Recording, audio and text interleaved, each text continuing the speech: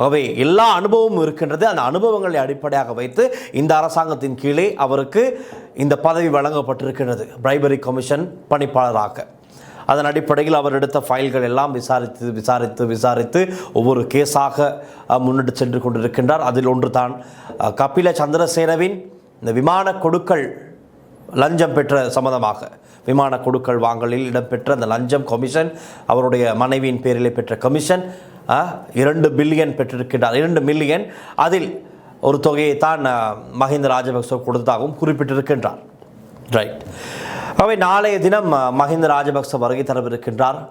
இப்பொழுதே ஆயத்தமாகிவிட்டார்கள் மஹிந்த ராஜபக்சனுடைய ஆதரவாளர் குழு, அரசியல் செயற்பாட்டாளர்கள், அரசியல்வாதிகள் எல்லாம் இப்பொழுது தயாராகிவிட்டார்கள். நாளைய தினம் மஹிந்த ராஜபக்சவை நாம் பாதுகாப்போம், மஹிந்த ராஜபக்ச மீது இந்த அரசாங்கம் கை வைக்க நினைத்தால் அதுதான் அவர்கள் செய்கின்ற பெரிய பிழை, இதன் ரிட்டர்ன் மிகவும் மோசமாக இருக்கும் என்றெல்லாம் கடந்த ஒரு சில வாரமாகவே எச்சரிக்கை விடுத்து வருகின்றார்கள்.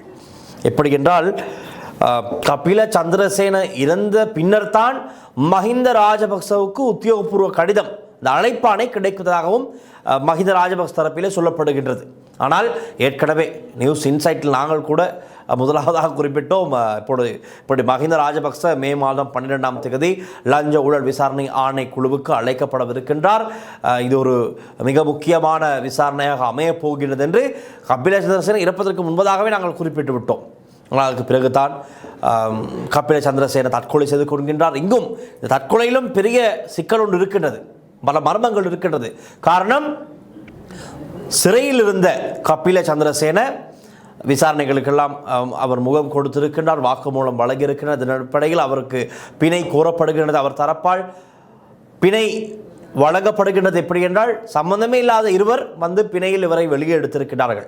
பிறகுதான் அவர்கள் சமர்ப்பித்த ஆவணங்களை பார்க்கும்போது இது போலியான ஆவணங்களாக இருந்த பட்சத்திலே, கபில சந்திரசேனவுக்கு பிணை வழங்கியது போலியான நபர்கள் என்று போலீசார் விசாரணை அதிகாரிகள் கண்டுபிடித்ததன் பின்னர் தான் அந்த சம்பந்தப்பட்ட இருவரையும் கைது செய்கிறார்கள். இருவருமே கொழும்பு சாஞ்சாரச்சுவாத்த மாவட்டத்தை சேர்ந்தவர்கள். அவர்கள் பணத்துக்காக இவ்வாறு போலியாக பிணையில் எடுப்பவர்கள். இதுதான் அவர்களுடைய தொழிலாக இருந்திருக்கிறது, பணத்துக்காக செய்பவர்கள்.